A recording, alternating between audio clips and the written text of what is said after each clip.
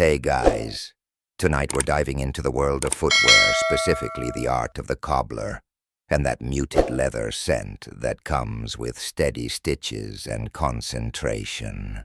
Imagine yourself in a cozy workshop, the air filled with the rich aroma of tanned leather, the soft tapping of a hammer on a last, and the gentle scrape of a knife shaping soles. It's a sensory experience that's been part of human civilization for thousands of years. But before we get too comfortable in this imaginary workshop, let's remember that back in the day, getting the wrong pair of shoes could mean the difference between a successful hunt and frostbitten toes. You probably won't survive this if you're not careful. So before you get comfortable, take a moment to like the video and subscribe, but only if you genuinely enjoy what I do here. Also feel free to post where you're listening from and what time it is there. It's always fun to know we're all drifting off together, no matter where we are. Now dim the lights, maybe turn on a fan for that soft background hum, and let's ease into tonight's journey together. You stand at the dawn of human history, where the first steps of our ancestors echo across savannas and through forests. Back then your feet are tough, calloused from years of trudging over rocky paths and scorching sands. But as humans venture into colder climates, you feel the bite of frost and the sting of jagged stones. Around 50,000 years ago, evidence suggests your forebears began wrapping their feet in animal hides or woven plant fibers, creating the earliest footwear to shield against the elements. Shoe history. These aren't the sleek sneakers you're used to. They're crude, practical, and probably a bit scratchy. But they do the job, keeping your toes from turning into icicles or getting shredded on sharp rocks.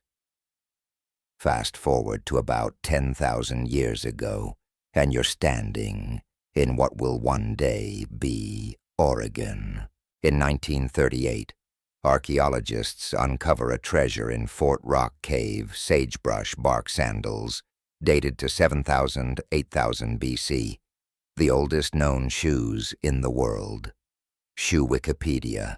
You slip them on, feeling the coarse woven bark against your soles. They're not exactly cushioned, but they're a marvel of early ingenuity, crafted by people who were just beginning to settle and farm. Each step you take in these sandals feels like a connection to those ancient lives, a reminder of how humans adapted to survive. But the story doesn't stop there. Picture yourself hiking in the Ötzi Alps, the air crisp and biting. In 1991, hikers stumble upon a frozen figure, Ötzi the Iceman, a man from around 3350 BC, preserved in ice like a time capsule, Discover magazine.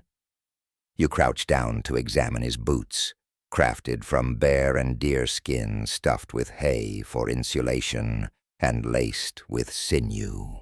These aren't just shoes.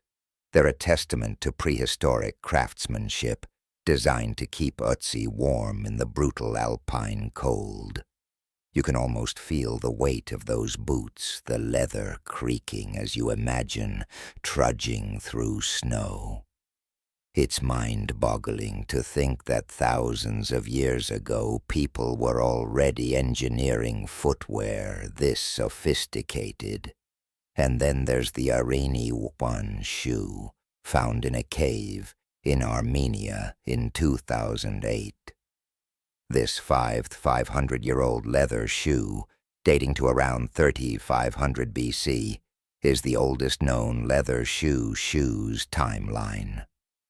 You hold it in your hands, marveling at its simplicity, a single piece of leather shaped to fit a foot with a sturdy sole. It's not flashy, but it's a masterpiece of early technology, showing that humans were already mastering leatherwork long before modern tools.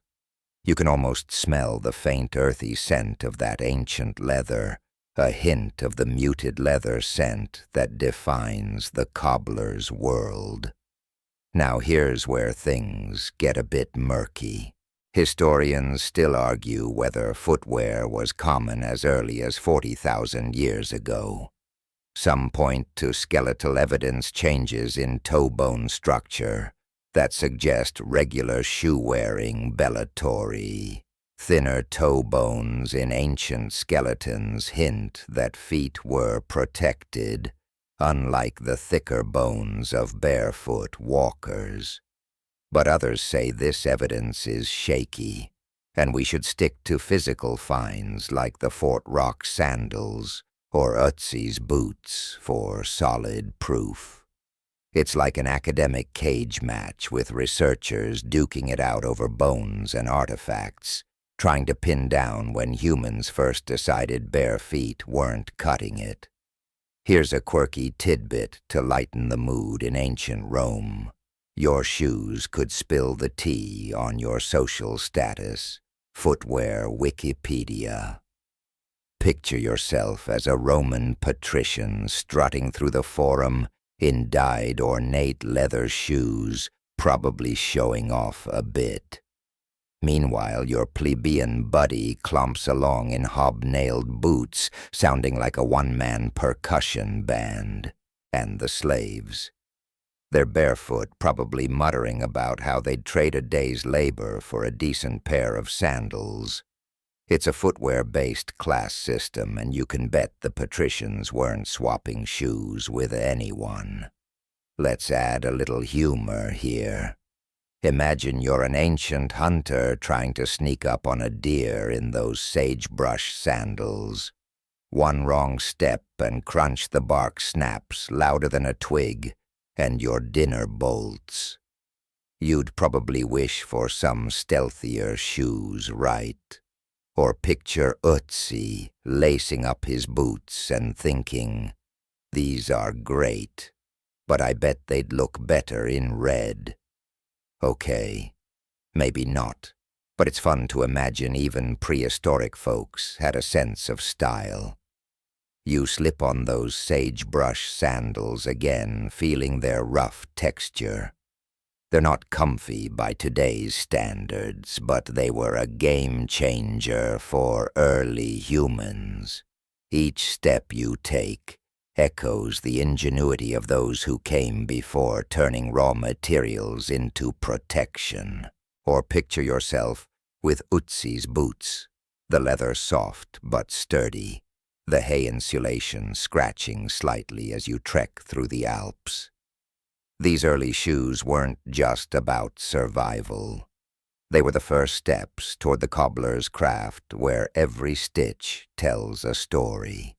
As you wrap up this journey through footwear's first steps, you realize shoes are more than just things you wear.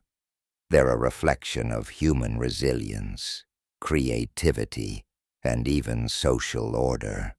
From the bark sandals of Fort Rock to the leather boots of Ötzi, these early designs laid the foundation for the cobbler's art. So as you kick off your modern shoes tonight, think about the thousands of years of history beneath your feet, each pair a small miracle of human effort. You're standing in a dimly lit workshop now, the faint scent of leather lingering from those ancient sandals we walked in last time. Your hands run over a wooden workbench, its surface scarred from years of use, and you eye a collection of tools that seem almost alive with history. This is the cobbler's arsenal, the heart of the shoemaking craft, where raw materials become art. From awls to lasts, these tools haven't changed much in centuries, each one a quiet partner in the cobbler's dance of stitches and concentration. Let's unpack this toolbox, feel its weight, and see how it shaped the shoes that carried humanity forward. Picture yourself picking up an awl, its handle worn smooth by countless hands.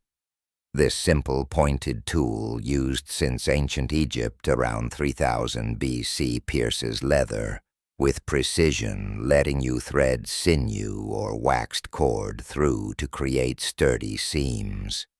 It's not flashy, but it's the backbone of every shoe, from Ötzi's boots to medieval slippers. You jab it through a scrap of leather, feeling the resistance, then the give satisfying like popping bubble wrap, but with a purpose.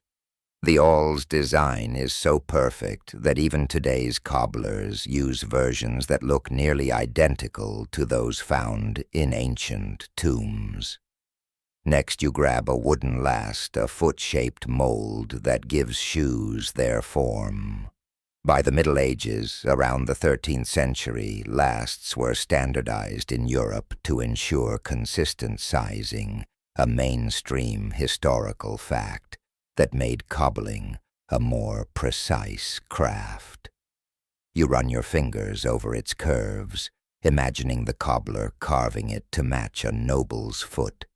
Each last is unique like a fingerprint, tailored to the wearer's stride.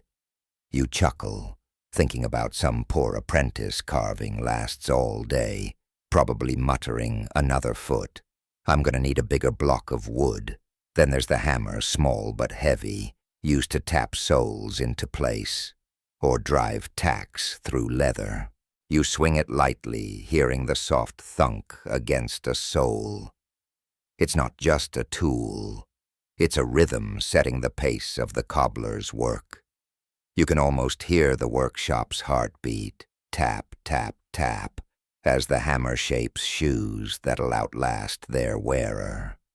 There's a quirky tidbit here. Medieval cobblers sometimes used beeswax to coat their thread, making it stronger and easier to pull through leather. You picture a cobbler sneaking a bit of wax from a beehive, dodging angry bees, like a low-budget action hero, just to keep their stitches tight. You spot a curved knife, its blade glinting faintly. This is for cutting leather into precise shapes, a skill that takes years to master. You try slicing a scrap, feeling the blade glide through the hide like butter. It's oddly soothing, like carving a pumpkin, but with higher stakes. One wrong cut, and you've ruined a pricey piece of leather. In ancient Rome, cobblers used similar knives to craft calce, closed-toe shoes for the elite. You imagine a Roman cobbler cursing under their breath as they nick a piece meant for a senator, probably thinking, "Great. Now I owe him a sandal and my dignity." Historians still argue whether tool innovations drove the evolution of shoemaking, or if demand for better shoes spurred tool development. Some say the awl and last were game changers, letting cobblers create more durable footwear. Others argue that cultural shifts, like the need for fancier shoes in medieval courts, pushed cobblers to refine their tools. It's a chicken or egg debate, and you can almost hear scholars bickering over dusty manuscripts, each side convinced they've cracked the code of cobbling history. Now let's talk about the thread itself. You pick up a spool of linen cord waxed to slide smoothly through leather. In medieval Europe, cobblers often made their own thread, twisting flax fibers by hand, a tedious job that makes you appreciate modern spools. The wax, often mixed with rosin, gives the thread a faint, earthy smell, tying back to that muted leather scent we're chasing. You pull the thread, feeling its strength, and imagine the satisfaction of a tight, even stitch, holding a shoe together for years. There's another tool on the bench, the burnisher, a smooth stone or bone used to polish leather edges. You rub it along a seam, watching the leather take on a subtle sheen. It's a small act, but it's where the cobbler's pride shines through those little details that make a shoe more than just functional. You smirk, thinking of a cobbler burnishing a shoe for a picky lord, muttering, "Hope his lordship likes shiny edges because I'm not doing this twice." As you set the burnisher down, you notice a stitching pony, a wooden clamp that holds leather pieces steady while you sew. It's like a third hand letting you focus on the needle's path. This tool, used since at least the Renaissance, is a reminder of the cobbler's need for precision. You clamp a piece of leather, feeling the wood grip it firmly, and start a mock stitch, the needle gliding through the holes you punched with the awl. It's meditative, almost hypnotic, each stitch a tiny promise of durability. The tools around you tell a story of continuity. From ancient Egypt to modern workshops, the awl, last, and hammer have barely changed, proof of their timeless utility. But they're not just objects. They're extensions of the cobbler's skill, each one carrying the weight of centuries. You can almost feel the hands of past artisans guiding yours, their steady stitches echoing through time. That muted leather scent. It's here in the worn handles and the leather scraps, a quiet reminder of the craft's enduring heart. As you step back from the workbench, you realize these tools are more than metal and wood. They're the cobbler's partners, turning raw hides into shoes that carry people through life. From the awl's sharp pierce to the hammer's steady beat, each tool plays a role in the dance of creation. You're starting to understand the concentration it takes, the rhythm of the workshop, and the legacy of those who wielded these tools before you. Let's keep exploring this world, where every stitch is a step into history. You're still in that workshop, the air heavy with the scent of leather and wax. The tools from last time resting quietly on the bench. Now you're about to meet the legends of leather, the shoemakers whose names, or at least their deeds, echo through history. These aren't just cobblers. They're innovators who stitched their way into the story of footwear, turning simple hides into symbols of progress. You run your fingers over a worn last, imagining the hands that shaped it, and dive into the lives of those who made shoemaking an art. First, you're transported to the late 19th century, standing beside Jan Ernst Matzeliger, a name you might not know, but definitely should. This guy, born in 1852 in Suriname, revolutionized shoemaking with a mainstream historical fact in 1883. He patented the lasting machine, a device that automated the process of attaching soles to uppers. Before this, cobblers spent hours hand-stitching each shoe. But Matzeliger's invention slashed production time, making shoes cheaper and more accessible. You picture him tinkering in a Boston workshop, surrounded by leather scraps, his machine clanking away like a steampunk dream. You try to mimic his focus, but honestly, you'd probably drop a gear and ruin the whole thing. Good thing he had patience. Now let's rewind to ancient Greece around 400 BC, where you meet a nameless cobbler whose work caught the eye of Socrates himself. Legend has it that Socrates praised a shoemaker for his dedication to crafting shoes that fit perfectly, a quirky tidbit that shows even philosophers appreciated a good pair. You imagine this cobbler, hunched over a sandal, smirking as Socrates rambles about virtue thinking. Yeah, mate, my sandals are the real truth. His craft wasn't just about comfort, it was about status. Greek elites wore sandals with intricate straps to flex their wealth. Jump to medieval Europe, and you're in the workshop of Crispin and Crispinian twin brothers and patron saints of cobblers. Their story, tied to 3rd century Rome, blends fact and myth. They were said to make shoes for the poor while preaching Christianity, a hustle that got them martyred.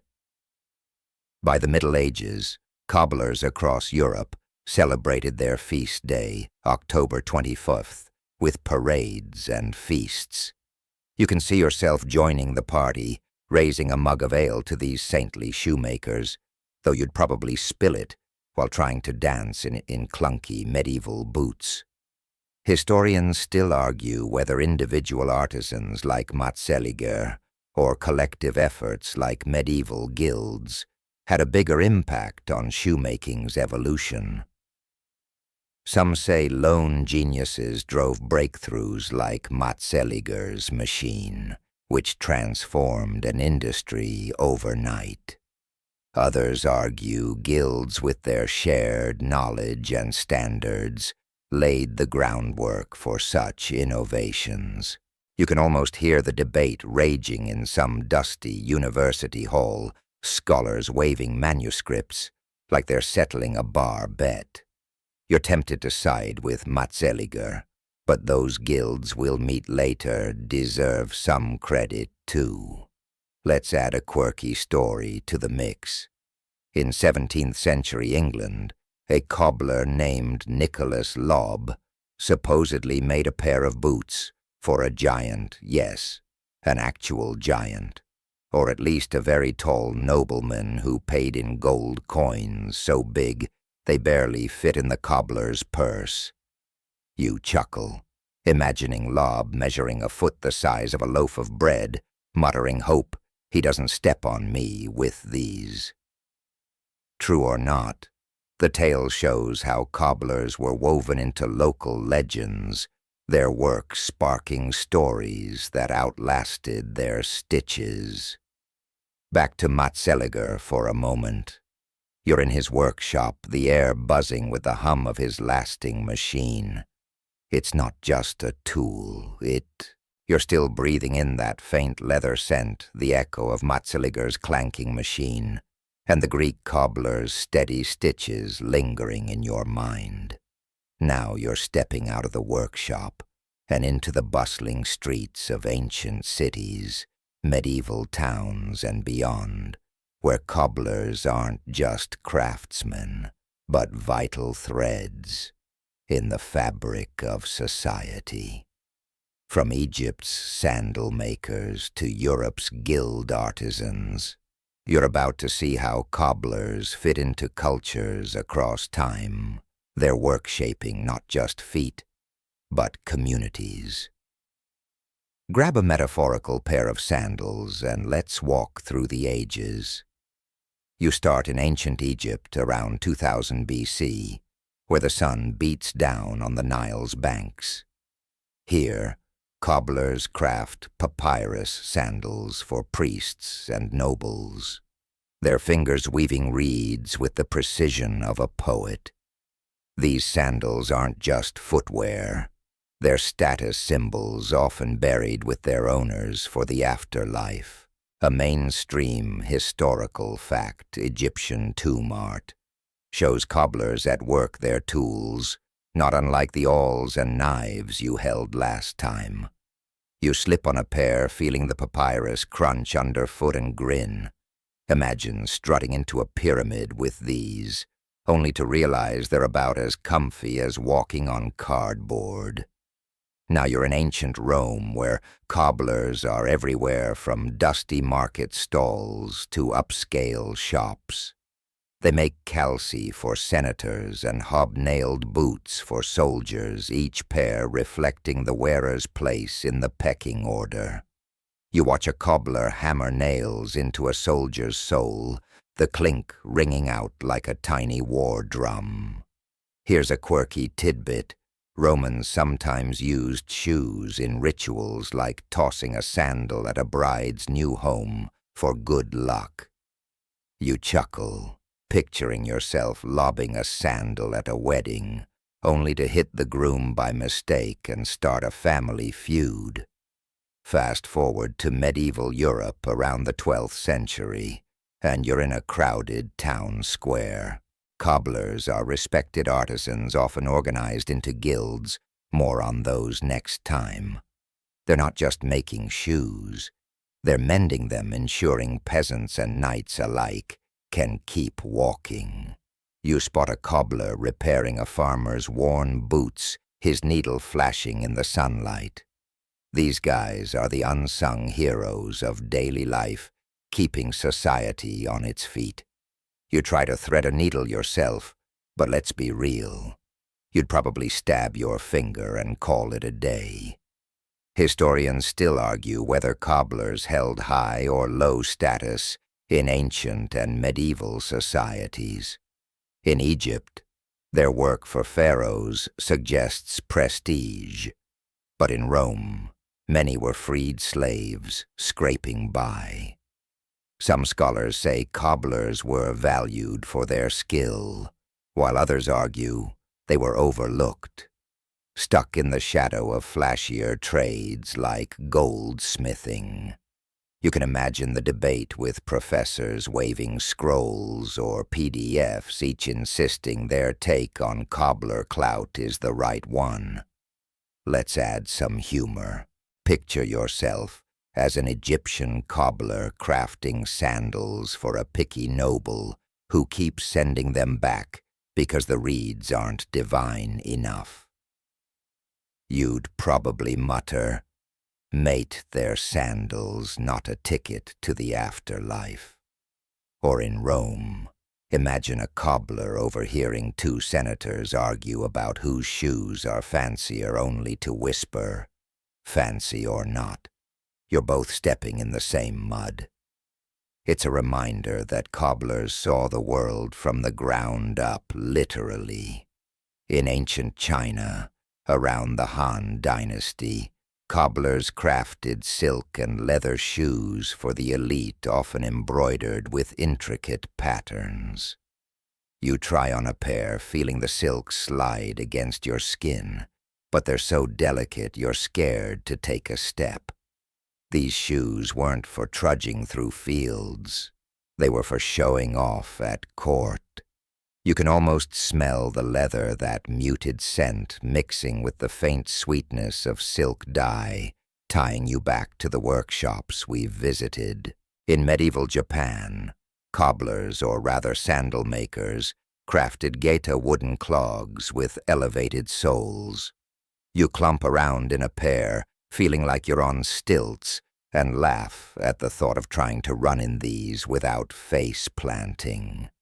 They're practical for rainy streets, but also a cultural staple worn by samurai and merchants alike. The cobbler's role here is less about luxury and more about utility, keeping feet dry in a land of monsoons. Back in Europe, you notice cobblers often worked near markets, their shops buzzing with chatter. They're not just craftsmen. They're storytellers, hearing gossip from every corner of society. You lean against a shop counter, listening to a cobbler spin a tale about a knight's boots that saved him in battle. It's a reminder that cobblers didn't just make shoes. They wove themselves into the community's heartbeat, one stitch at a time. Let's toss in another joke. Imagine a medieval cobbler trying to upsell a knight on battle-ready boots with extra studs, only for the knight to say, "Just make them quick. I'm late for a joust." You'd probably slip an extra stud in anyway, hoping he'd notice the flair mid-tournament. As you step back from these scenes, you see cobblers as more than artisans. their cultural glue-binding societies with their craft. From Egypt's sacred sandals to Japan's sturdy gaita, their work reflects the values and needs of each era. That muted leather scent still lingers, a quiet reminder of their presence in every step you take through history. You're starting to feel the weight of their role, not just in making shoes, but in shaping how people moved through the world. You're back in the medieval town square, the chatter of merchants and the clop of hooves filling the air, that familiar leather scent still tickling your nose from the cobbler's shop nearby. Now you're stepping deeper into the world of guilds, those gatekeepers of the shoemaking trade who turned cobbling into a guarded art. These weren't just clubs. They were powerhouses, setting rules, training apprentices, and making sure every stitch met their exacting standards. You're about to see how guilds shaped the cobbler's craft, keeping it both exclusive and exceptional. Pull up a stool and let's dive into their world. You're in a guild hall, its walls lined with tools and leather samples, the air thick with the smell of wax and ambition. Guilds, like the worshipful company of cordwainers in London formed in the 12th century, were the backbone of medieval crafts, a mainstream historical fact. Apprenticeships in these guilds often lasted 7 years, ensuring cobblers mastered every detail from cutting leather to stitching soles. You watch an apprentice, barely a teenager, sweat over a pair of boots under the watchful eye of a master. You try to mimic his grip on an awl, but your hands fumble. 7 years sounds about right to get this down. Guilds weren't just about training. They were gatekeepers controlling who could practice the trade. You need approval to open a shop, and if your shoes didn't meet their standards, you'd be out faster than a poorly tied sandal. Here's a quirky tidbit. Some guilds had secret handshakes or rituals to identify members, like a medieval version of a speakeasy password. You imagine trying to learn the handshake, fumbling the moves, and getting a stern glare from a master cobbler who's clearly not amused. Wrong grip, kid, he'd growl, and you'd slink away dreaming of rogue shoemaking. These guilds also set prices and quality standards, ensuring customers got reliable shoes. In England, the Cordwainers Guild, named after the fine leather from Cordoba, Spain, was so prestigious that its members supplied royalty. You picture yourself presenting a pair of velvet-lined shoes to a king, hoping he doesn't notice the one slightly crooked stitch. Guilds protected their members, but they also kept competition tight. Try setting up shop without their blessing, and you'd be shunned faster than a sandal in a snowstorm. Historians still argue whether guilds stifled innovation or fostered it. Some say their strict rules kept cobblers stuck in old ways, churning out the same designs for decades. Others argue guilds encouraged excellence, sharing techniques that refined the craft. You can almost hear the scholarly squabble, one side praising the guild's structure, the other grumbling about their control freak tendencies. It's like choosing between a comfy, predictable shoe or a flashy, untested one. Both have their merits. Let's add some humor. Imagine you're an apprentice finally finishing your 7-year stint, only to botch your masterpiece shoe for the guild's final test. The master takes one look and says, "Nice try, but this sole's got more holes than my patience." You'd probably beg for a do-over, promising to never skip waxing the thread again. Or picture a guild meeting where members argue over whether pointed toes are in. You'd whisper, "Just make shoes that don't pinch, and we're golden." Guilds also hosted feasts and ceremonies like those for Crispin and Crispinian, the cobbler saints we met earlier. You're at one now, the hall filled with laughter and the clink of mugs. Cobblers share stories of tricky clients or botched orders, and you join in joking about the time you tried to repair your own shoes and ended up with a sole flapping like a fish. These gatherings weren't just fun. They strengthened the bond between craftsmen, making the guild a family of sorts. You notice the guild's influence extends beyond the workshop. They lobbied for laws like ones in 14th century England that banned shoddy materials. You inspect a pair of guild-approved boots, their leather smooth and stitches tight, and feel the pride of a job well done. That muted leather scent is here too, woven into the guild's legacy, a reminder of the care poured into every pair. But guilds weren't perfect.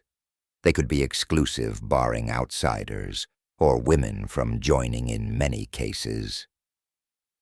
You imagine a skilled female cobbler stitching circles around her male peers only to be told the guild's a boys' club. She'd probably sneak her shoes onto the market anyway, proving her worth one perfect pair at a time. This tension between tradition and access is part of the guild's complex story. Let's toss in another joke. Picture a guild master inspecting your work, holding up a shoe and saying, "This looks like it was stitched by a drunk badger." You'd laugh nervously, hoping he's joking, but secretly vowing to practice your stitches by candlelight. The guild's high standards could be brutal, but they ensured shoes that lasted, carrying their wearers through muddy streets and grand halls alike. As you step out of the guild hall, you feel the weight of its rules and rituals. The cobblers here weren't just making shoes. They were guardians of a craft, their steady stitches a testament to skill and community. That leather scent lingers, tying you to the apprentices and masters who shaped the trade. You're starting to see how guilds didn't just protect cobblers. They defined an era one pair at a time. You're stepping out of the guild hall's shadow, the echo of apprentices' hammers fading as you move into a new era where the air hums with the clatter of machines. That muted leather scent still lingers, a quiet nod to the cobbler's craft, but now you're facing the Industrial Revolution, a tidal wave that reshaped shoemaking from a hands-on art to a factory-driven frenzy. You're about to see how mechanization marched in, changing the cobbler's world forever, for better or worse. Grab a seat by a whirring machine and let's explore this transformation. You're in a bustling factory in the 1820s, the air thick with the smell of oil and freshly cut leather. The Industrial Revolution, kicking off in the late 18th century, brought machines that could outpace even the fastest guild-trained cobbler.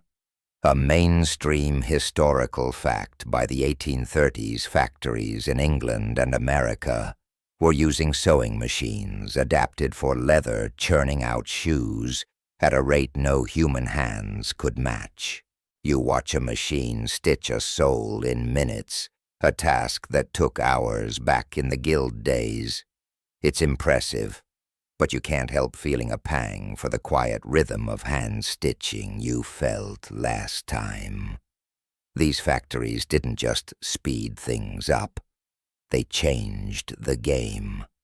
You walk past rows of workers, each focused on a single task, cutting, stitching, or nailing, unlike the all-in-one cobblers of old.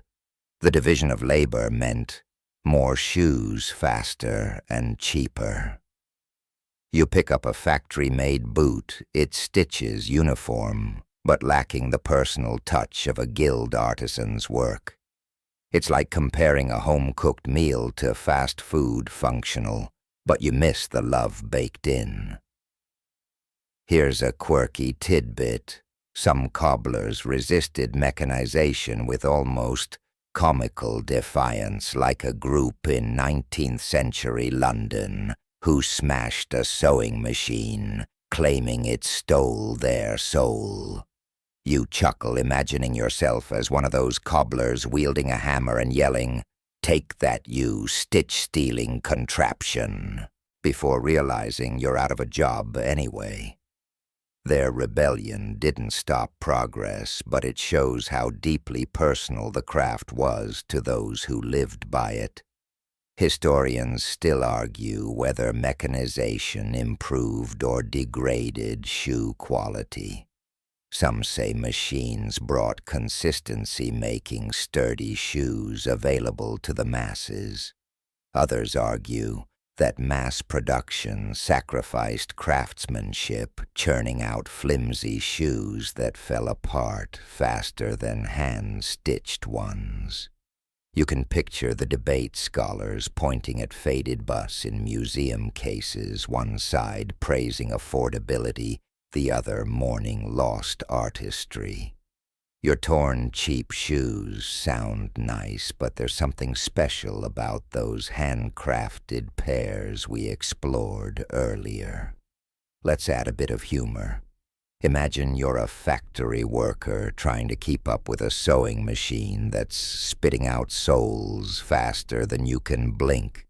You fumble a piece of leather and the foreman barks, "Keep up, or you'll be stitching socks instead." You'd probably mutter, "Socks might be less stressful," and sneak a break. Or picture a cobbler-turned-factory hand grumbling about machines while secretly admiring how they don't get blisters from repetitive stitching. You move to another part of the factory where a machine inspired by Jan Matzeliger's lasting device, "Remember him," is shaping shoes at lightning speed. By the 1890s, these machines could produce hundreds of pairs a day, a far cry from the 2 or 3 a skilled cobbler might manage. You try to imagine keeping up your hands, scrambling to feed leather into the machine's jaws. It's a marvel, but it makes you miss the steady tap of the hammer, the meditative pace of handwork. The factory's output isn't just about quantity. It's about reach. You see crates of shoes headed for shops, ready to clothe everyone from factory workers to city dandies. This democratization of footwear means no one has to go barefoot anymore, a huge leap from Roman times when slaves trudged without shoes.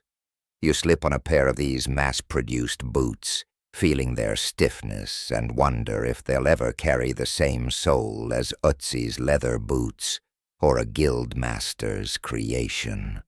But not all cobblers bowed to machines. Some stuck to their lasts, catering to wealthy clients who wanted bespoke shoes. You visit a small shop tucked away from the factory's noise, where a cobbler still stitches by hand. The leather scent here is richer, untouched by machine oil, and you breathe it in, feeling the craft's heart still beating. This cobbler's work is a rebellion of its own, a quiet stand against the mechanized tide. Let's toss in another joke. Picture yourself trying to sell a factory boss on hand-stitched shoes, holding up a perfect pair and saying, "These have character." He'd probably scoff. Character doesn't pay the bills, and point you to the nearest machine. you'd slink back to your workbench, dreaming of a world where quality trumps quantity. As you leave the factory, the clatter of machines fades, but the leather scent clings to you, a reminder of the cobbler's enduring craft. Mechanization made shoes for the masses, but it also pushed artisans into the margins, their steady stitches a quiet protest against progress. You're starting to see the tension between tradition and innovation, a thread we'll follow as we keep walking through the cobbler's world. You've just left the noisy factory, its mechanical clatter still ringing in your ears, but now you're slipping into a quieter, more whimsical world where the leather scent feels softer, almost magical. The cobbler's craft isn't just about tools and machines. It's woven into stories, myths, and mischief that have danced through cultures for centuries. You're about to dive into folk tales where cobblers wield enchanted needles or craft shoes that defy reality. Settle in by a flickering hearth, the faint smell of leather lingering, and let's explore the magical side of the cobbler's art. You're sitting in a cozy 19th century German village, listening to a storyteller spin the tale of the elves and the shoemaker, a Grimm Brothers classic from 1812. A struggling cobbler leaves his work unfinished, only to find perfectly crafted shoes on his bench each morning, courtesy of tiny, industrious elves. You picture yourself as that cobbler, rubbing your eyes at the sight of flawless boots, wondering if you accidentally hired magical interns. A mainstream historical fact, this tale, rooted in European oral traditions, reflects the real struggles of cobblers facing economic hardship before mechanization. Those elves, they're like a fairy tale version of Matzeliger's lasting machine-solving problems overnight. Now you're in ancient Ireland, where a leprechaun, a cobbler by trade, naturally sits cross-legged, hammering tiny shoes for fairy folk. Legend says catching a leprechaun means a pot of gold, but you're more curious about his stitching technique. Here's a quirky tidbit. Irish folklore claims leprechauns made shoes so fine they could dance on water. You chuckle, imagining yourself trying to waltz across a lake in those shoes, only to sink and mutter, "Guess I'm no fairy." These stories paint cobblers as magical figures, their craft a bridge between the mundane and the mystical. You drift to medieval England, where tales of enchanted shoes abound. One story tells of a cobbler who crafted boots that let the wearer outrun the wind, perfect for escaping tax collectors or nosy neighbors. You try on a pair in your mind, feeling the leather hug your feet, but you'd probably trip over a root and end up outrunning nothing but your dignity. These myths show how deeply shoemaking was woven into cultural imagination, turning cobblers into heroes of folklore. Historians still argue whether these tales reflect real cobbler struggles or were just fanciful escapism. Some say stories like The Elves and the Shoemaker mirror the economic pressures of pre-industrial Europe, where artisans faced poverty and competition. Others argue they're pure fantasy, a way to romanticize a grueling trade. You can picture the debate scholars poring over old texts, one side insisting the elves symbolize guild support, the other calling it wishful thinking. You're leaning toward the hard times theory, but those magical shoes do sound tempting. Let's add some humor. Imagine you're the cobbler from the Grimm tale, waking up to find elf-made shoes, but realizing they're all left-footed. You'd probably sigh, "Great now. I've got a shop full of single shoes and no elves to blame." Or picture yourself bargaining with a leprechaun for his shoemaking secret, only for him to vanish, leaving you with a tiny boot and a note saying, "Good luck, mortal." You'd be stuck practicing stitches for years, chasing that fairy-level skill. In Slavic folklore, you hear of a cobbler who made shoes that could walk backward, confusing pursuers. You try to imagine the mechanics may be a reversible sole, but you probably just walk in circles, looking like you're auditioning for a comedy act.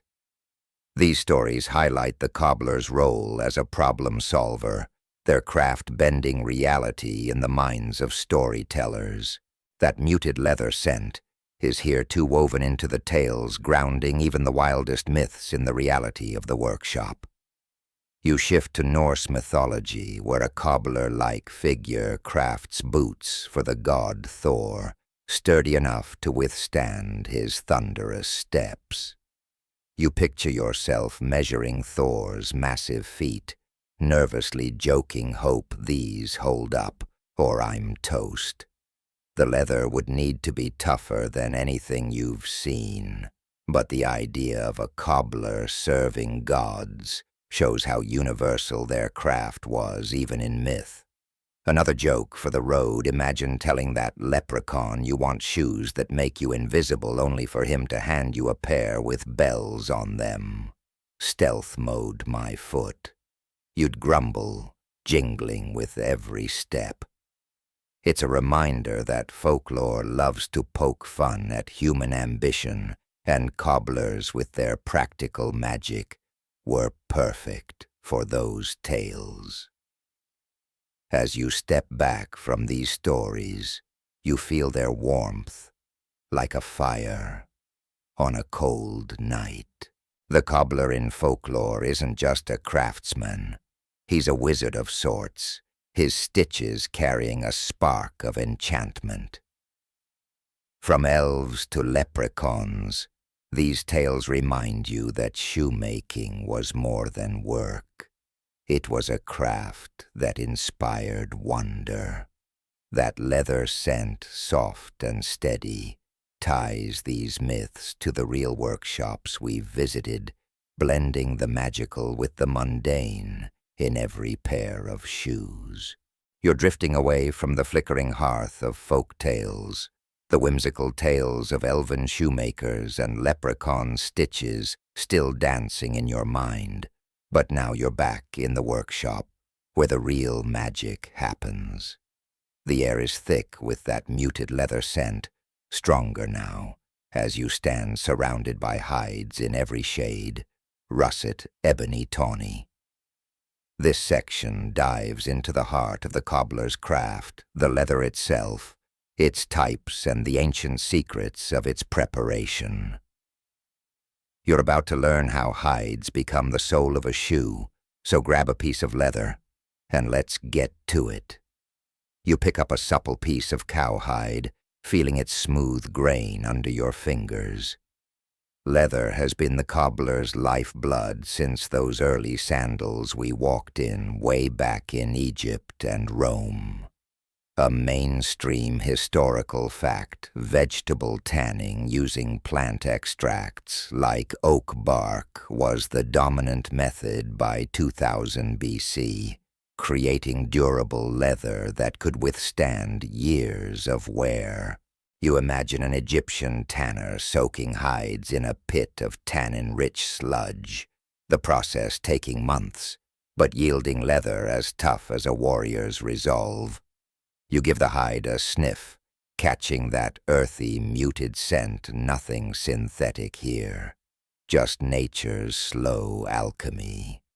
There are different leathers for different needs. You spot a stack of calfskin, softer and finer, perfect for noblemen's shoes or those fancy Renaissance boots we glimpsed earlier.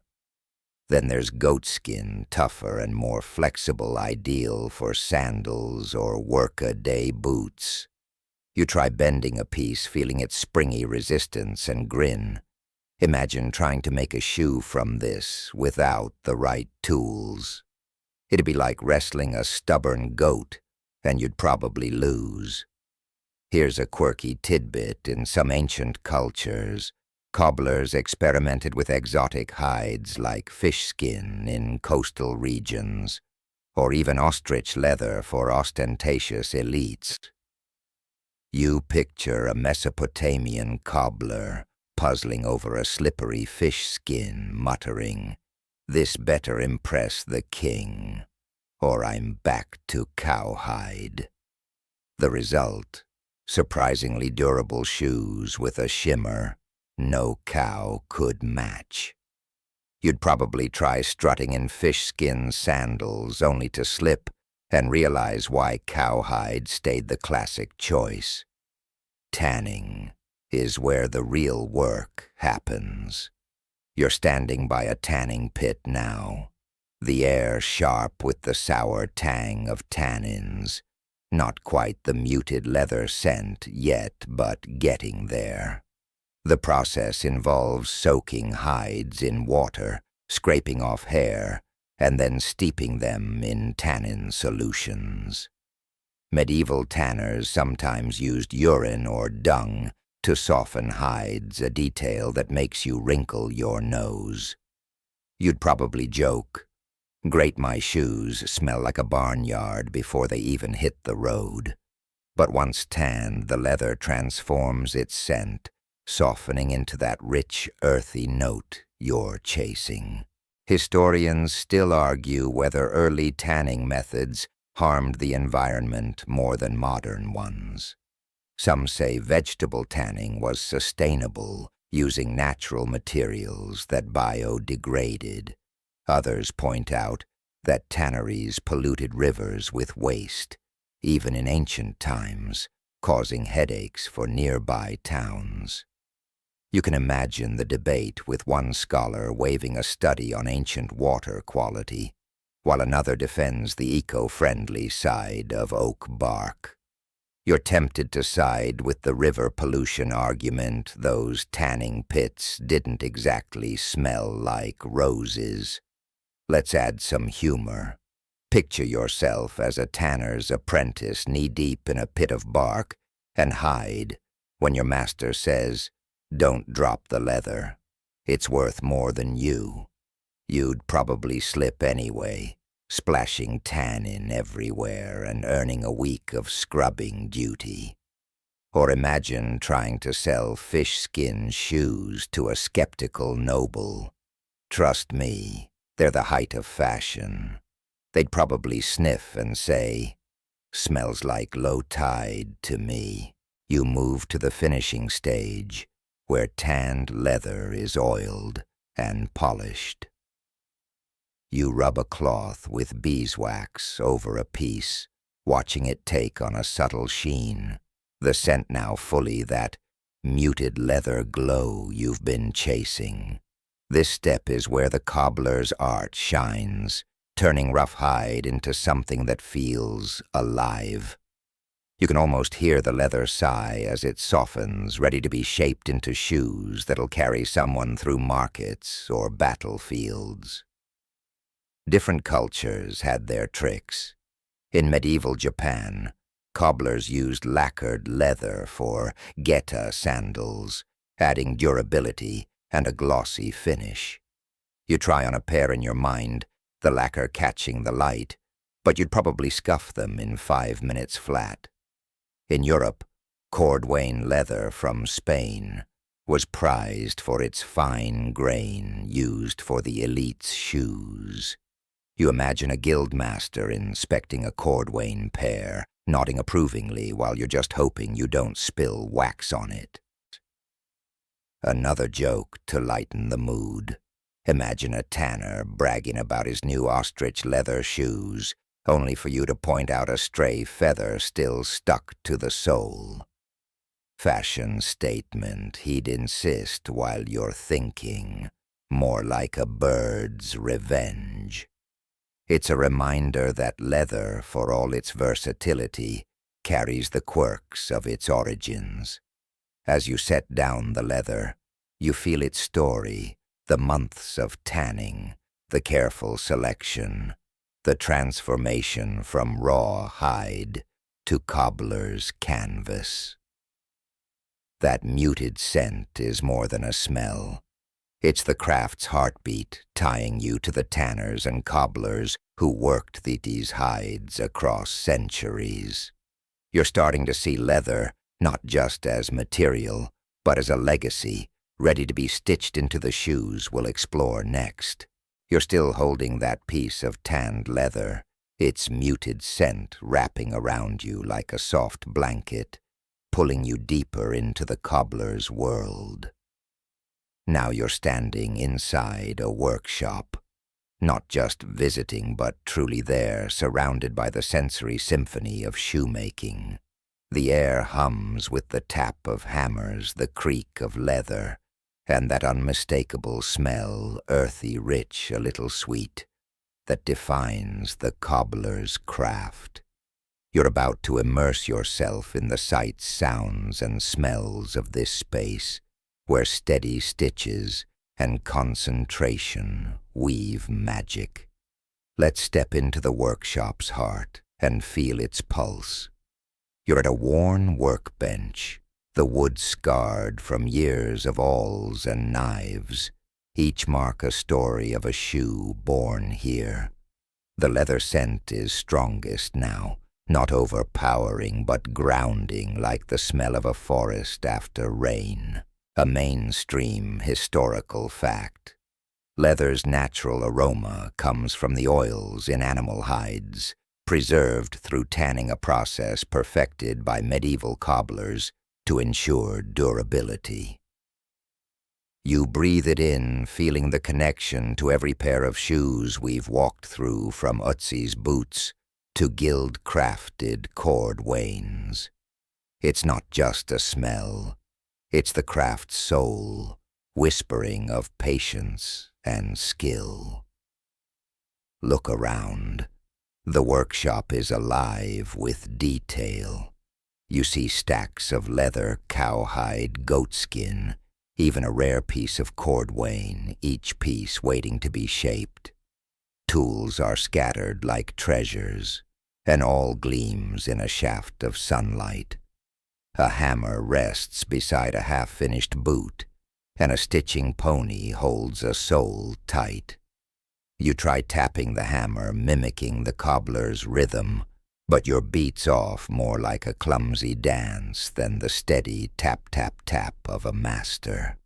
You chuckle, imagining the cobbler saying, "Stick to walking, not hammering."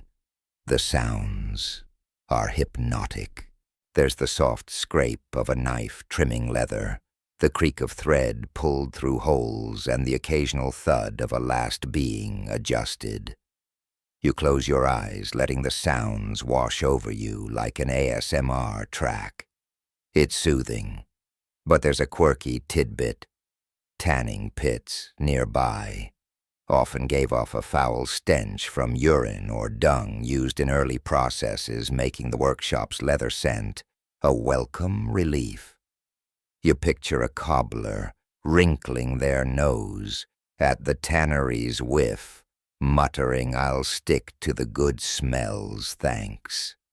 You'd probably light a candle to mask it, only to realize it makes the leather smell even better. Touch is just as vivid. You run your fingers over a piece of calfskin, its surface smooth, but with a slight grain that tells you it's alive, not some synthetic imposter. You pick up a needle wax thread dangling and try a stitch, feeling the resistance as it pierces the leather. It's harder than it looks, and you're pretty sure your stitches look like a toddler's scribbles. The cobbler's concentration is no joke, hours of this, and you'd need a nap. That muted scent keeps you grounded, a reminder of why they endure the strain. Historians still argue whether the workshop's sensory environment, its smells and sounds, affected cobblers' health. Some say the leather dust and tannin fumes caused respiratory issues, especially in poorly ventilated shops. Others argue the craft was less harmful than other trades, like blacksmithing with its constant smoke. You can imagine scholars digging through old records, one side citing cobbler ailments, the other pointing to their long careers. You're leaning toward the dusty but doable side, but that tannery stench makes you glad for modern ventilation. Let's add some humor. Picture yourself trying to impress a master cobbler with your stitching, only for him to squint and say, "Nice try, but your seams look like a drunk spider's web." You'd probably laugh and beg for a redo, promising to focus harder. Or imagine sneezing from leather dust and accidentally scattering a pile of carefully cut soles. The cobbler's glare would be legendary, and you'd be sweeping the floor for a week. The light in the workshop shifts, catching the sheen of a polished shoe. You pick it up, feeling its weight, the leather warm from the cobbler's hands. It's not just a shoe. It's a piece of art born from hours of focus and that ever-present leather scent. You notice a small jar of beeswax, its faint honeyed smell mingling with the leather's aroma, and rub some on a scrap, watching it glow. It's a tiny act, but it feels like you're part of the craft, even if your skills are more enthusiasm than expertise. You glance at the walls where finished shoes hang like trophies. Each pair tells a story: a knight's sturdy boots, a lady's delicate slippers, a child's tiny shoes. You imagine the cobbler crafting them, their hands steady, despite the long hours, their mind locked in that quiet concentration the trade demands. That leather scent ties it all together, a constant in a world of changing styles and tools. One more joke to keep things light. Imagine you're polishing a shoe, aiming for that perfect shine, only to slip and smear wax on your face. The cobbler laughs. Now you're shinier than the shoe. You'd probably join in wiping wax off your nose and vowing to stick to simpler tasks. As you step back from the workbench, the workshop's sensory world lingers, the sounds, the textures, that muted leather scent. It's more than a workplace. It's a sanctuary where concentration and craft collide. You're starting to feel the cobbler's rhythm, the steady stitches that tie this space to every workshop we visited, from ancient Egypt to the guild halls. Let's carry that rhythm forward into the shoes themselves. You're still in that workshop, the muted leather scent wrapping around you like a familiar friend. The workbench's scars and scattered tools, a quiet reminder of the cobbler's craft. Now you're turning your gaze to the shoes themselves, not just their making, but their evolving elegance, how styles shifted from practical to flamboyant across centuries. You're about to trace the journey of footwear fashion, from ancient sandals to Renaissance extravagance. Each pair a snapshot of its time. Pick up a shoe, feel its shape, and let's walk through the ages of style. You start in ancient Rome, slipping on a pair of calzé, the closed-toe shoes favored by senators. These aren't just functional.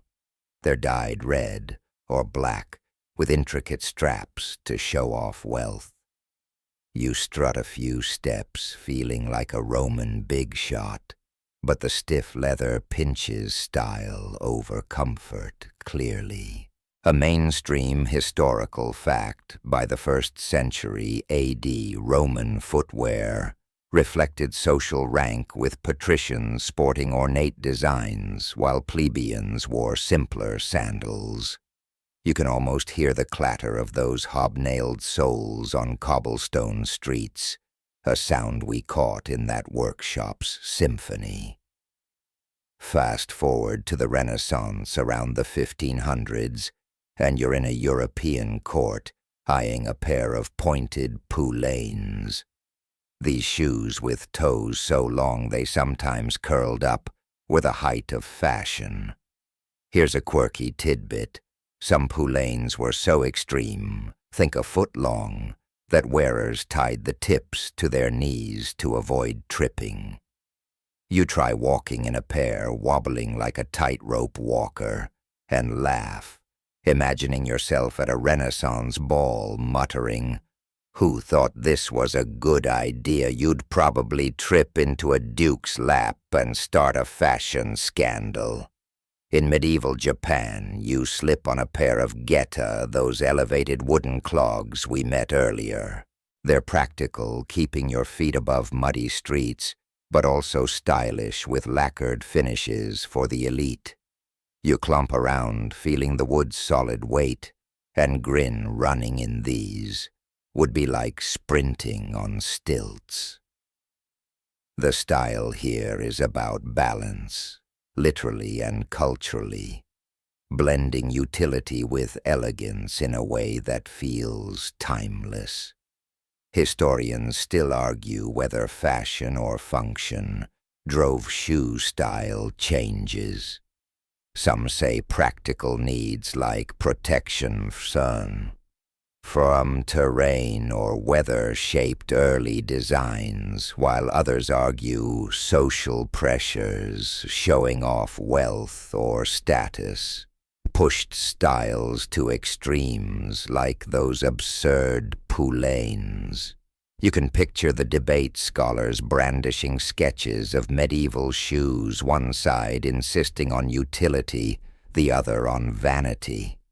You're leaning toward a mix of both. After all, even Ötzi's boots were practical and a bit showy for their time. Let's add some humor. Picture yourself in a Renaissance court, proudly showing off your extra-long poulaines, only for a lady to whisper, "Those toes are longer than your future." You'd probably blush and vow to stick to shorter shoes. Or imagine a Roman senator inspecting your calce and saying, "Nice dye job, but can they survive a march?" You'd mutter, "They're for posing, not marching, and hope he doesn't make you prove it." You move to the 17th century, where high-heeled shoes for men, yes, men, take center stage in European courts. You try on a pair, the heels giving you a slight wobble, and feel oddly regal. These heels, often red to flaunt wealth, were less about height and more about power. You can almost smell the leather, that muted scent, now mixed with the faint tang of dye, tying you back to the tanning pits we explored. It's a reminder that style wasn't just visual, it was sensory, a full experience. In the 18th century, you're in colonial America, where sturdy buckle shoes dominate. You buckle a pair, feeling the leather's firmness, and imagine trudging through muddy streets. They're practical, but with a touch of flair, the buckles gleaming like tiny medals. You'd probably spend half your day polishing those buckles, grumbling about how they're more trouble than the shoes themselves. Another joke for the road. Imagine trying to dance in poulaines at a Renaissance feast, only to tangle your toes and face plant into a pie. The court jester would have a field day, and you'd be the talk of the banquet for all the wrong reasons. It's a reminder that fashion often laughed in the face of practicality. By the 19th century, you see early sneakers emerging with rubber soles, thanks to the vulcanization process. You slip on a pair, feeling the springy sole, a far cry from the rigid leather of earlier eras. These are the ancestors of modern shoes, blending comfort and style. in a way that feels like a nod to the future. That leather scent is still there, softer now, mingling with the faint rubbery smell of progress. As you set down the sneakers, you realize shoe styles are more than fashion. They're a mirror of culture, reflecting wealth, work, and even rebellion.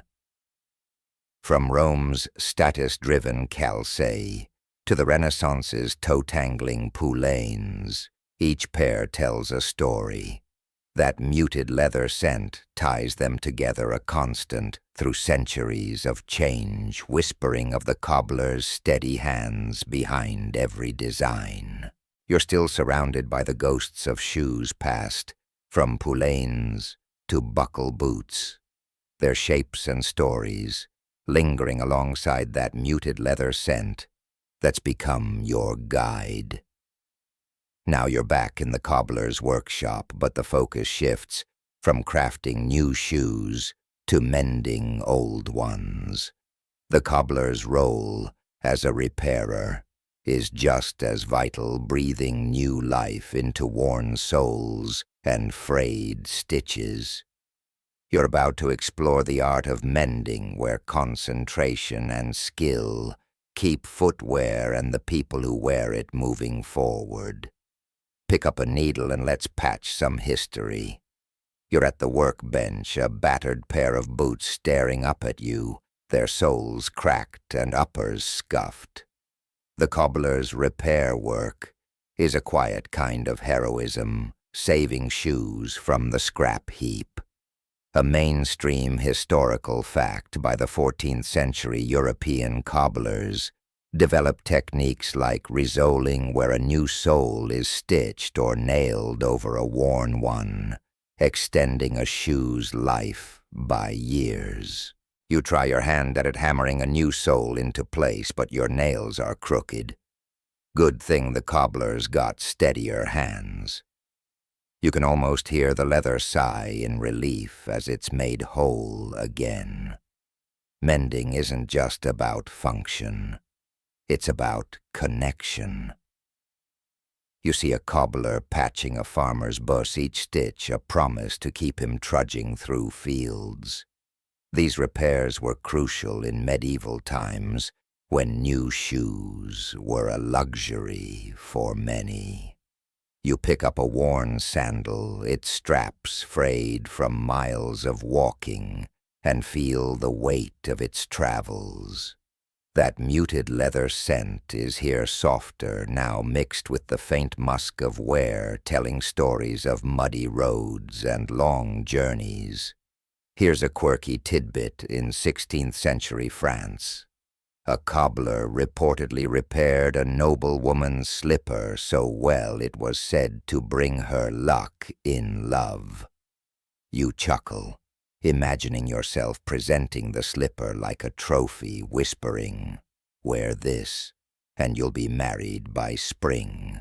You'd probably botch the repair and leave her limping instead, but the story shows how mending could carry almost mythical weight, turning cobblers into keepers of hope. The repair process is meticulous. You watch a cobbler scrape away old glue, cut a new sole to match and stitch it with waxed thread, their focus as sharp as the awl in their hand. You try threading a needle, but it slips, and you're pretty sure you'd sew your finger to the leather if left unsupervised. The cobbler's concentration is a quiet dance, one we've felt since that workshop's sensory hum, each stitch a testament to patience. Historians still argue whether mending was more about economy or sentiment in historical societies. Some say repairs were purely practical, driven by the high cost of new shoes. Think of those peasants who couldn't afford a second pair. Others argue people kept shoes for emotional reasons, like a soldier treasuring boots that carried him through battle.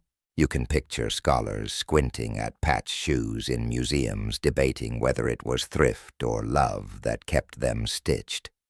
You're torn, probably a bit of both, like keeping a favorite pair of sneakers today because they feel right. Let's add some humor. Imagine you're a cobbler's apprentice tasked with resoling a knight's boots, only to realize you've used mismatched leather. The knight tries them on glares and says, "One foot's fancy, the other's frumpy, fix it." You'd probably stammer an apology and hide under the workbench. Or picture a customer demanding a quick patch and you, in a panic, glue the sole on backward. Walk's funny, but it's unique. You'd joke, hoping they don't notice.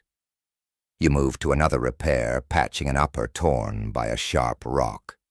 The cobbler uses a leather scrap, stitching it so seamlessly you can barely see the mend. You touch the patch, marveling at how it blends with the original, the leather scent unchanged. This skill saved shoes across cultures. Think of Japanese geta, their wooden soles planed smooth after wear, or Roman sandals, their straps rewoven for another march. You try patching a scrap, but your stitches are more Frankenstein than fine art, a reminder of the cobbler's mastery. In colonial America, cobblers were often itinerant, traveling to mend shoes for scattered communities. You imagine one setting up in a tavern, tools spread out swapping stories while patching a farmer's boots. You'd probably try to join the chat only to knock over his awl and earn a scowl. That leather scent follows him a constant in every repair, tying his work to the workshops we visited. One more joke, picture yourself proudly showing a repaired shoe to a picky customer only for them to say nice, but it squeaks louder than my mother-in-law. You'd laugh, promising a quieter sole next time, while secretly wondering if oil might fix both problems. It's a reminder that mending was as much about pleasing people as preserving shoes. As you set down the mended boot, you feel its renewed strength, a testament to the cobbler's skill. Repairing wasn't just about saving leather. It was about sustaining lives, keeping people moving through fields, courts, and battles. That muted leather scent lingers, a quiet promise that nothing is too broken to fix with enough care and concentration. You're still in the workshop, the mended boot in your hand, its leather scent soft and familiar, carrying the weight of stories stitched into every seam. Now you're stepping beyond the workbench into the pages of books and the strokes of paintings where cobblers live on in literature and art. Their craft, with its steady stitches and quiet concentration, has inspired storytellers and artists for centuries, turning humble shoemakers into symbols of resilience and creativity.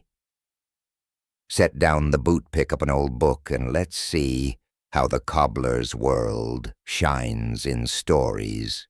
You open a worn copy of Charles Dickens's A Tale of Two Cities, where a cobbler, Dr. Manette, emerges as a poignant figure. Imprisoned for years, he clings to shoemaking as a lifeline, his hands working leather to keep his mind intact. A mainstream historical fact, in the 19th century, Dickens used cobblers in his novels to represent the working class, their labor a mirror of societal struggles. You picture Manette at his bench, the muted leather scent grounding him as he stitches each motion a rebellion against despair. You try to imagine that focus, but your own attempts at stitching would probably unravel faster than a cheap thriller. Now you're gazing at a 17th century Dutch painting, maybe, by Adrien van Ostade, showing a cobbler hunched over his work tools scattered around him. The light catches the leather's sheen, and you can almost smell that earthy aroma we've been chasing.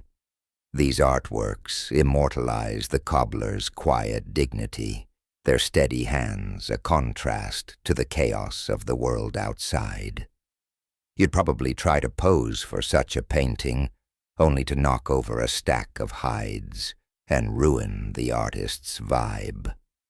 Here's a quirky tidbit in some 18th century European folk tales. Cobblers were depicted as tricksters using their craft to outwit greedy lords.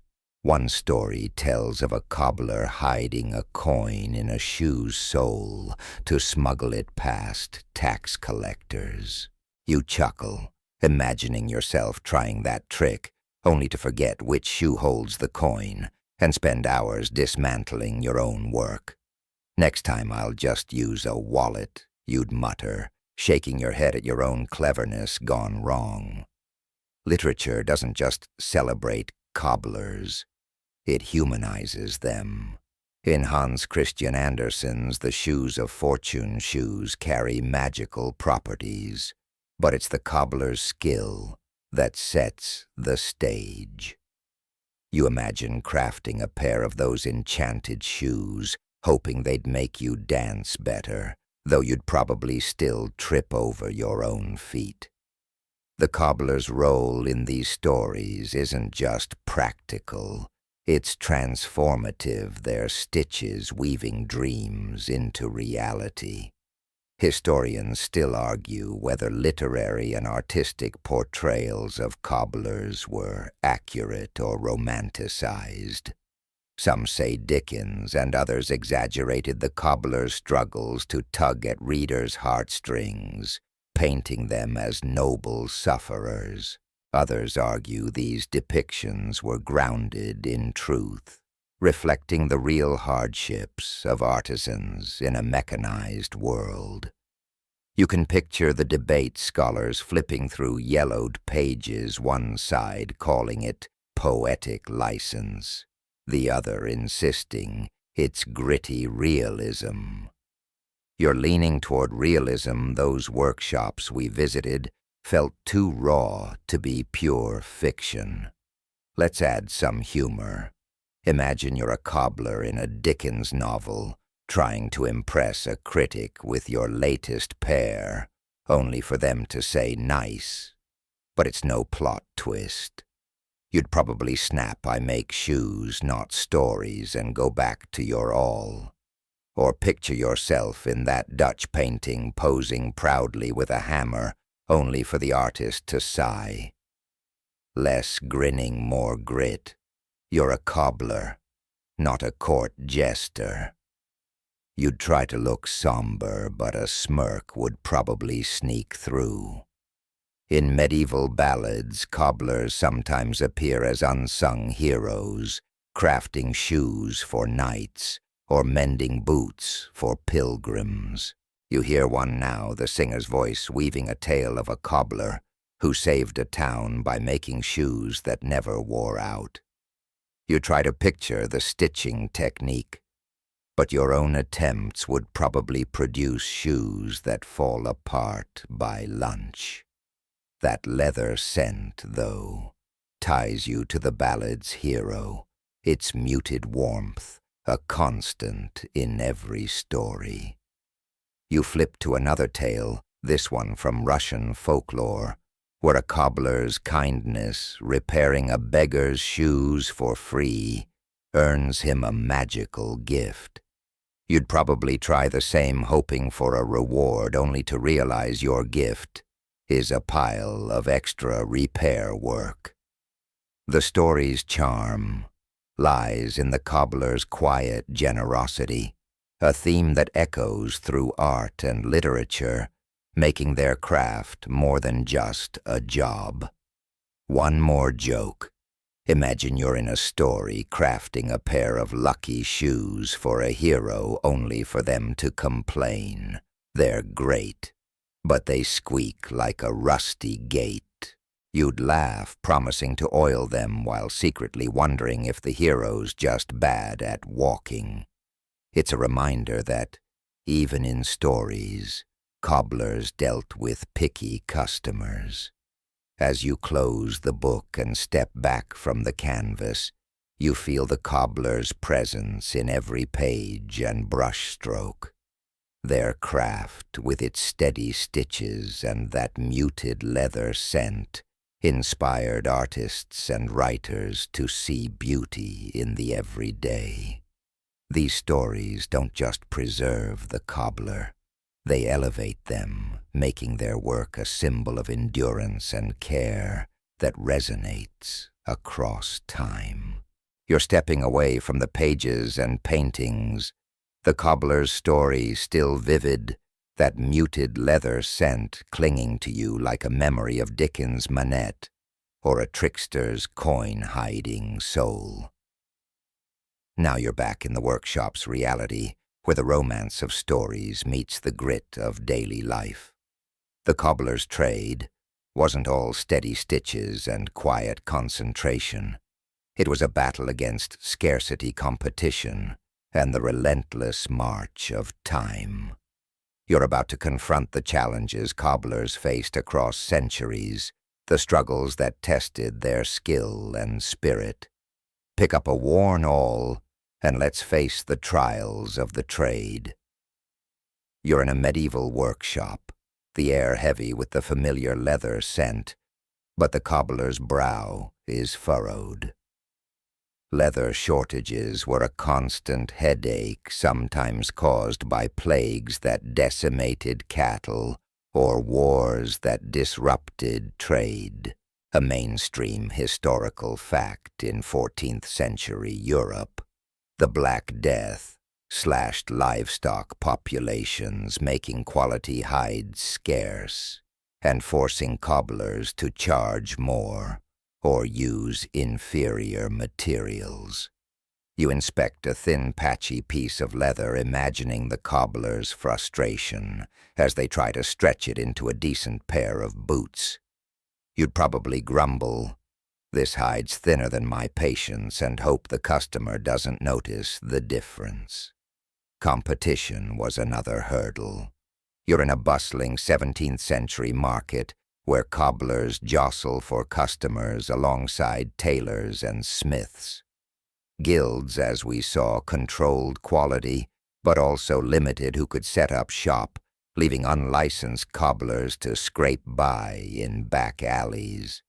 You picture yourself as one of these rogue cobblers, stitching shoes in secret, dodging guild inspectors like a medieval fugitive. You'd probably hide your tools under a cloak, only to trip and scatter them in the street, earning a laugh from passers-by. Here's a quirky tidbit. Some cobblers resorted to creative survival tactics, like bartering shoes for food, or even crafting miniature shoes as trinkets to sell when leather was scarce. You chuckle, imagining yourself hawking tiny leather slippers to a skeptical merchant, saying perfect for your pet mouse. They'd probably toss you a crust of bread just to make you stop. These mini-shoes were a clever side hustle, proof of the cobbler's ingenuity under pressure. The rise of machines, which we explored earlier, was a massive challenge. By the 19th century, factories like those humming with Matzeliger's lasting machines flooded markets with cheap shoes, undercutting traditional cobblers. You stand in a nearly empty workshop, watching a cobbler mend a boot, while factory crates pile up outside. The leather scent is still there, but it's tinged with the bitterness of a fading trade. You try to cheer the cobbler up, but your own attempt at mending, let's be honest, would probably make them wince and say, "Stick to buying shoes, not fixing them." Historians still argue whether economic pressures or social changes posed the bigger threat to cobblers. Some say material shortages and factory competition crushed small workshops, while others argue shifting social attitudes valuing mass production over craftsmanship pushed cobblers to the margins. You can picture the debate scholars poring over old ledgers, one side blaming market forces, the other pointing to cultural shifts. You're leaning toward economics. Those leather shortages sound brutal, but the loss of respect for handcrafted work stings just as much. Let's add some humor. Imagine you're a cobbler facing a leather shortage, trying to convince a customer that straw-stuffed shoes are the new trend. They'd probably laugh, saying, "I'll stick to barefoot, thanks." Or picture yourself dodging a guild inspector, hiding behind a barrel, only to realize your hammer's clanging in your bag like a bell. Stealthy as a thunderstorm, you'd mutter, hoping they don't hear. Physical strain was another trial. You sit at the workbench hunching over a shoe for hours, your back aching and eyes squinting in dim light. Cobblers often worked long days, their hands calloused from needles and awls. You try stitching a seam, but your fingers cramp and you're pretty sure you'd need a week off after one pair. That muted leather scent, though, keeps you grounded, a reminder of why cobblers endured each shoe, a small victory over hardship.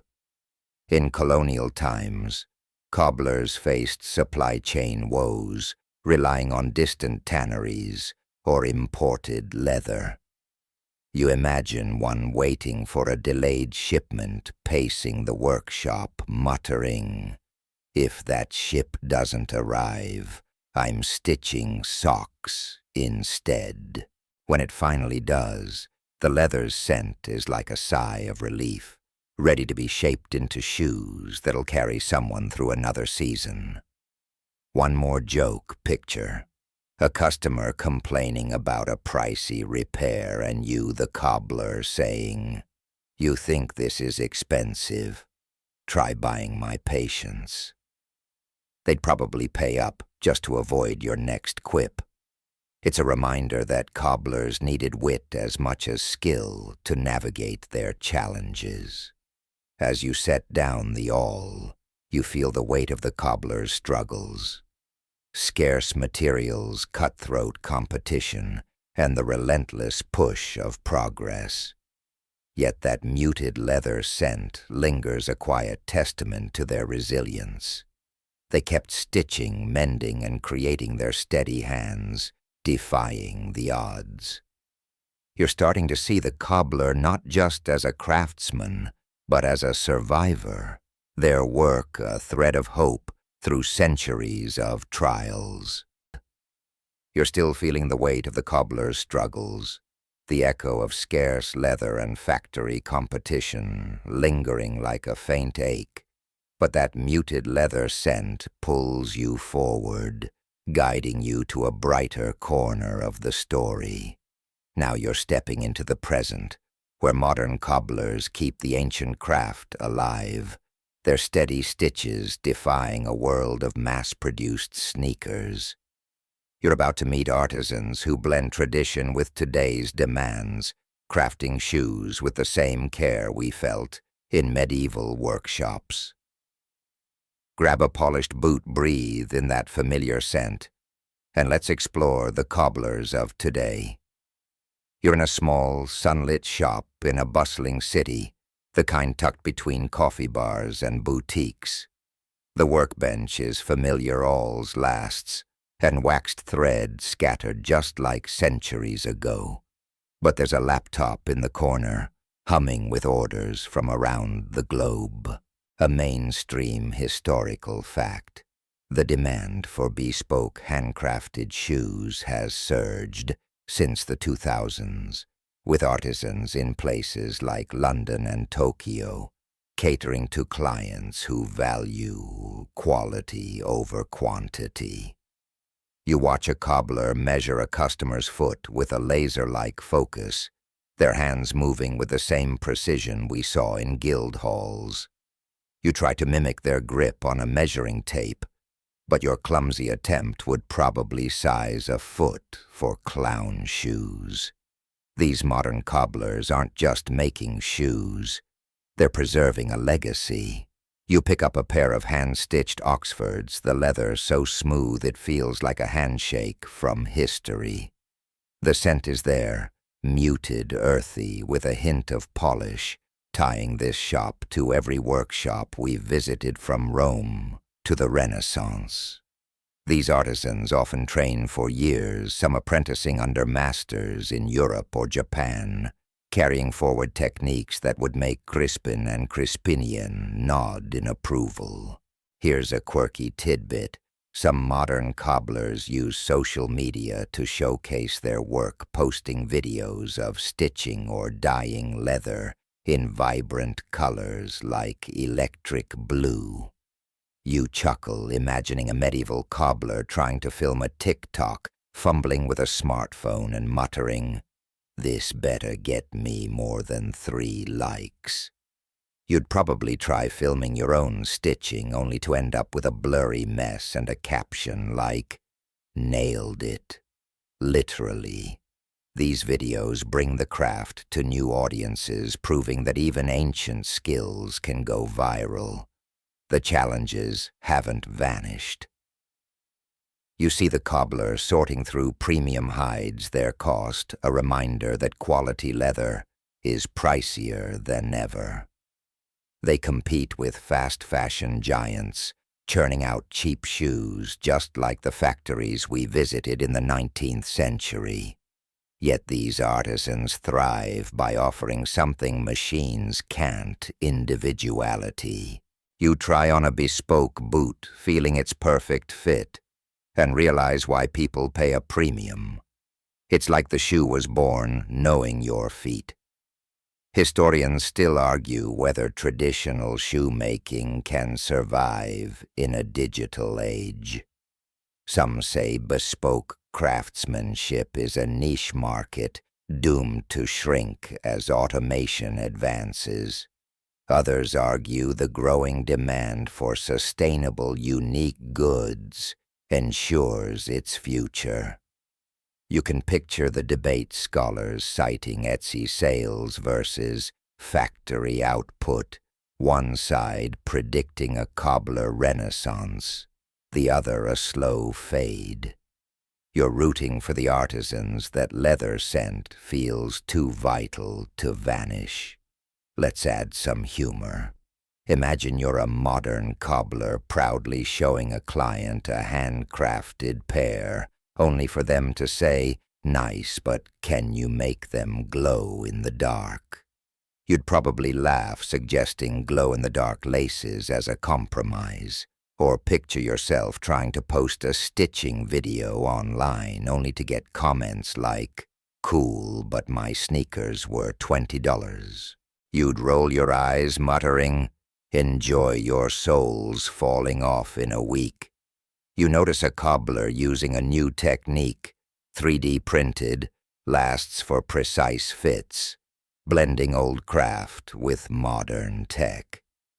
You're impressed, but when you try to imagine designing one, you'd probably end up with a last shaped like a potato. The cobbler's concentration is as steady as ever, their stitches just as tight as those we saw in medieval guilds.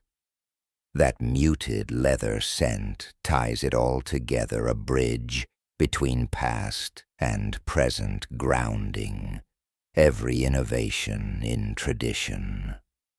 In Japan, you visit a geta maker, crafting wooden sandals with the same care as their ancestors. You clomp around in a pair, feeling the lacquered wood, and grin, still not great for running, but they're art in their own right. In Italy, cobblers create loafers for fashion houses, their work a nod to the cordwain leather we admired earlier. You try on a pair, feeling like you could strut into a Milan cafe, though you'd probably spill espresso on them first. One more joke. Imagine a customer asking for vegan leather shoes, and you, the cobbler, holding up a perfect cowhide pair, saying, "This is as close to vegan as steak." They'd laugh or not, but you'd still craft something they'd love, proving the cobbler's adaptability. It's a reminder that today's artisans bend without breaking, honoring the craft while meeting modern tastes. As you step out of the shop, you feel the pulse of the cobbler's art alive and thriving despite the odds. These artisans carry the torch of steady stitches and that muted leather scent, proving that craftsmanship endures. You're starting to see their work as a quiet rebellion against a throwaway world, each shoe a testament to care and connection. You're stepping out of the modern cobbler's shop, the glow of handcrafted Oxfords, and the steady rhythm of stitches, still fresh, that muted leather scent, trailing you like a loyal shadow. Now you're pausing to reflect, standing at the crossroads of past and present, where the cobbler's craft reveals its lasting legacy. You're about to explore why handcrafted shoes endure, carrying the weight of centuries through every stitch and sole. Let's sit by a quiet workbench, breathe in that familiar scent, and unravel the timeless thread of the cobbler's art. You hold a pair of bespoke boots, their leather polished to a soft sheen, each stitch a testament to the hands that made them. The legacy of shoemaking isn't just in the shoes. It's in the stories we've walked through, from Ötzi's rugged boots to the Renaissance poulains, from guild halls to modern artisans. A mainstream historical fact. Heritage brands like England's Trickers, founded in 1829, still craft shoes by hand, preserving techniques that echo the guilds we visited. You slip on these boots, feeling their weight, and sense the centuries of skill woven into them, that leather scent as alive now as it was in ancient Egypt. The endurance of handcrafted shoes lies in their intimacy. You trace a seam, imagining the cobbler's focus, their hands steady, despite the challenges we explored, leather shortages, factory competition, or long hours. Each pair is a collaboration between maker and wearer, a far cry from the soulless churn of factories. You chuckle, picturing yourself trying to mass-produce shoes, only to end up with a pile of mismatched soles and a headache. "I'll leave it to the pros," you'd mutter, admiring the cobbler's patience. Here's a quirky tidbit. In recent years, a revival of slow fashion has sparked interest in cobbler-made shoes, with some artisans crowdfunding to save old workshops. You imagine a medieval cobbler hearing about Kickstarter, scratching their head and saying, "So strangers pay for my leather. Sign me up." You'd probably back their campaign, hoping for a pair of boots as a reward, only to realize shipping from the 14th century isn't an option. Why do these shoes endure? You look at a pair of Tricker's brogues, their leather carrying that muted scent, and see more than footwear. They're heirlooms meant to last decades, unlike the throwaway sneakers of today. They carry stories like the ones we found in Dickens or folklore, where cobblers were heroes, tricksters, or saints. You try to imagine passing down your sneakers to your grandkids, but they'd probably laugh and say, "Thanks, but I'll stick to 3D printed shoes." Historians still argue whether craftsmanship's future lies in nostalgia or innovation. Some say handcrafted shoes are a fading art cherished only by a few who can afford them. Others argue the rise of sustainable fashion ensures their survival as people seek quality over quantity. You can picture the debate scholars comparing sales data with artisan interviews, one side mourning a lost era, the other cheering a handmade renaissance. You're rooting for the optimists. That leather scent feels too vital to fade. Let's add some humor.